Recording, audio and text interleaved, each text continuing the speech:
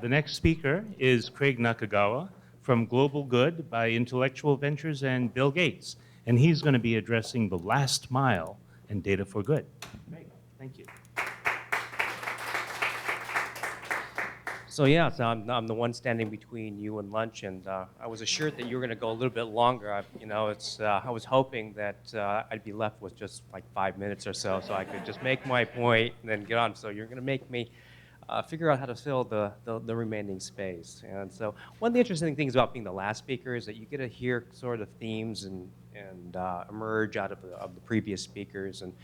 And since I don't really have prepared remarks, I'm going to try to figure out how to weave some of these things into them and then end with something that kind of ties it all together.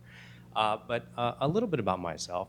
So I'm Craig Nakagawa, and I come from Global Good, which is a collaboration between Bill Gates and Intellectual Ventures. And oh, there we go. And as our tagline says, we're about invention saving lives. Not too many people know what Global Good is, and I'm not going to go deeply into that, but another way to think of us is that we are the private technology fund for Bill Gates in developing and commercializing technologies, specifically for global health and development. And so I'm here to talk about, a lot of talk about data and good and things like this. And so one of the things, though, for us and ideas and the foundation of Intellectual Ventures is this idea that that data is good, obviously, but it's good because of the efficiencies that it brings, the marketplace.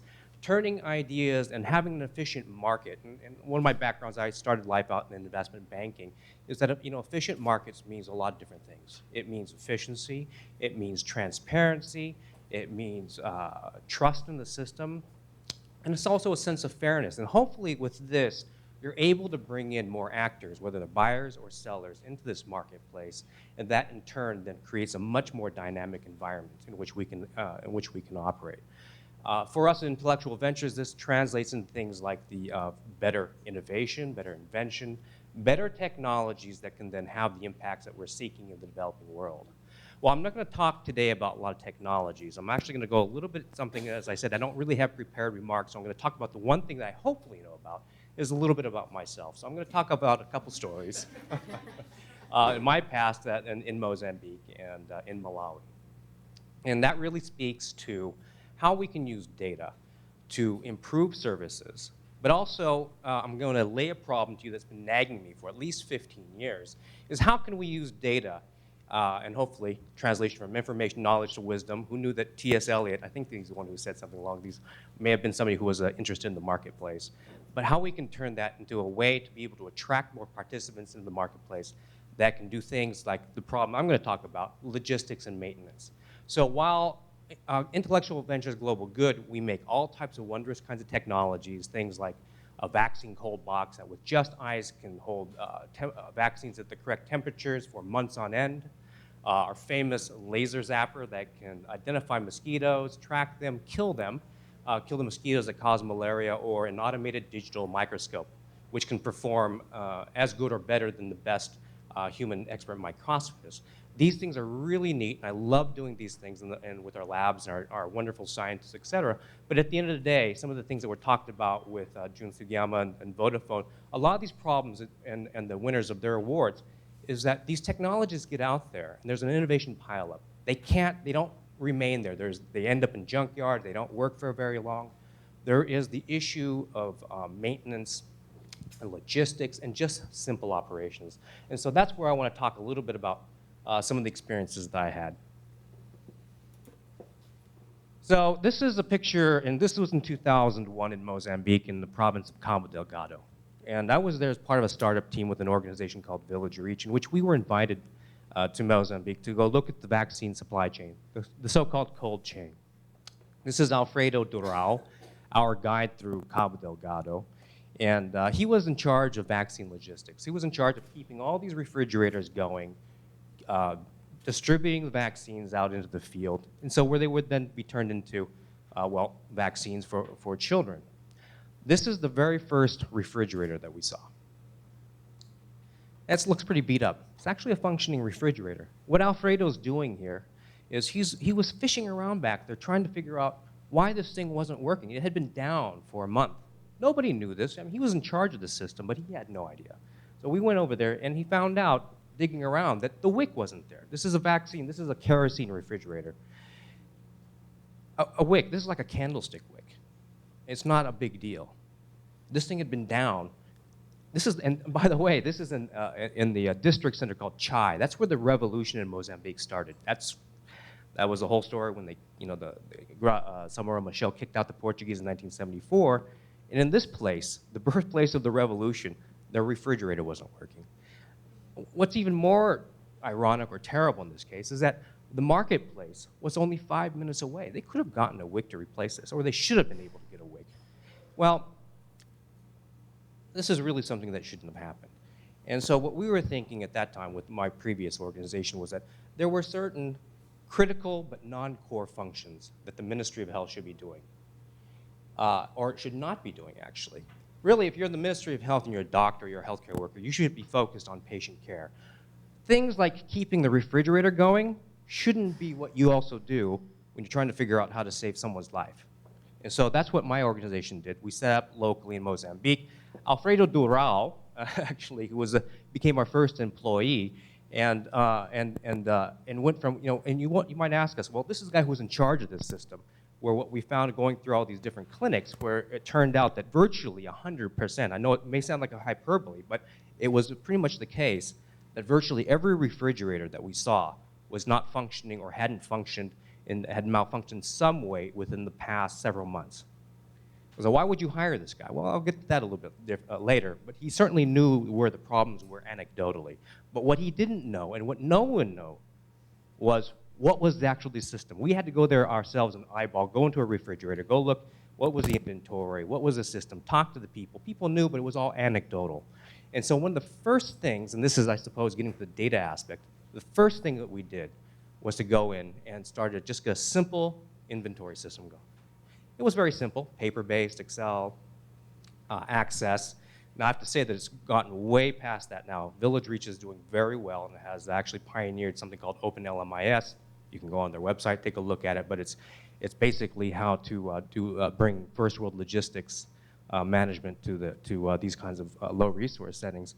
But just shining a light on the problem allowed us to be able to take you know, these equipment downtime and stockout rates from well over 80% down to 5%. Now, it sounds great. It took us a while to do that. It took us a year to get to that level, because one of the biggest problems that we had was that nobody really, you can implement a system, but I can tell you that all the data that we got back was always inaccurate and wrong. And so at some point we had to be able to, that's a whole different journey that I won't talk about here, but by the end of it, we were actually able to understand what was going on. And then that enabled us to then fix problems within the supply chain. And by the end of 5 years, we were able to raise vaccination rates from 64% to 96%. I think some of the things was that we talked about the sanitation, et cetera, and the point to this need to be able to just deal with the sort of blocking and tackling issues in these settings. Oh, actually, forgot. That is my only slide, so I'll spare you from anything else. Well, so this is a little story about improving quality of services. But you know, the thing that everyone always talks about, well, okay, fantastic. You did something good in northern Mozambique. All right, you scaled, you went to a few other provinces, and actually Village Reach is throughout Mozambique now. But you know, how can you scale this? You know, the proverbial holy grail scaling. Is it replication? Is it, what do you do about this? Well, in 2005, I went to, and I wish I did have this photo of this. I'll talk about Henry. So this is Alfredo. We'll talk about Henry this time. I went to Malawi to go do the same thing, go take a look around, see what the problems were. We just received a decent-sized grant from the Bill and Melinda Gates Foundation. And I was in the hotel in Blantyre, and I was going, you know, when you're a sort of a strapped NGO, you do things a cheap way. And I was thinking, okay, well, we'll go look around and we'll take the bus. Well, my country manager in Mozambique, Maria Gomez, she wasn't going to have anything of it. No buses, absolutely not. And this is someone who grew up in Africa. She was Portuguese originally. And so I had to go out, and she said, Craig, no. We're going to get a driver. Well, there were some drivers hanging around, and we found one guy, and that guy was Henry. And we said, hey, so Henry, can you take us around the country? He goes, yeah, sure. So, you do the, he's the guy who sits around with the taxi, a car. It doesn't have a little taxi sign on it. It's his personal car. First thing, and then we said, oh, how long do you need? A week, no problem. First thing we do is we go to his house. And this is the part that blows me away about this. We get to his house early in the morning, and he has 25 children and 5 wives. Wow. I'm going, this is our taxi driver? This guy's clearly not a taxi driver. He's supporting a family of 25 kids and 5 wives and a pretty decent house, I have to say. And they had a video game in there. We went to his living room. He invited us in. Their kids are playing video games. So I'm just thinking, I gotta learn a little bit more about Henry during this next week. And as we were traveling around the country, what I started to notice is that this guy was a pretty savvy businessman. Yeah, he was driving us around.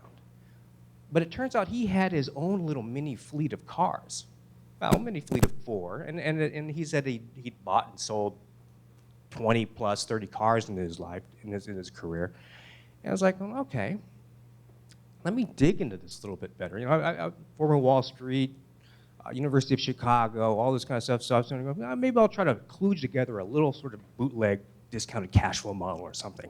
Try to figure out what is this guy's, what's this guy's discount rate? Obviously he didn't really think in those terms, but he definitely thought in a structured way about what he's going to do with his business. And some of the few things I noticed about this, he thought in terms of like his return on investment horizon was anywhere from 6 months, which is ridiculous, to 2 years in some other instances.